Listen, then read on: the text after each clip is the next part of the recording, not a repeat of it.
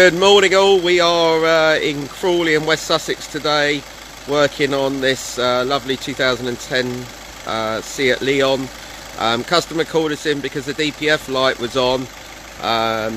Quite a complicated diagnostic actually, no error codes whatsoever. Turned out that it's got a small potential boost leak and definitely a pressure sensor out. It's out quite considerably.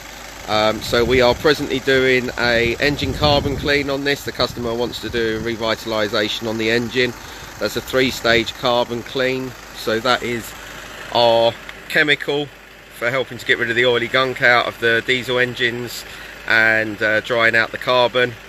Our injector cleaner and the hydrogen machine. This is in action right now. And we will be doing a DPF clean afterwards, which I'll make another video for very briefly. So afternoon all, we're back with this Seat Leon. It's just having the first flush completed on the DPF clean from the stage 1 service of the DPF clean. So we put the chemical in, it's dwelled, just flushing out now.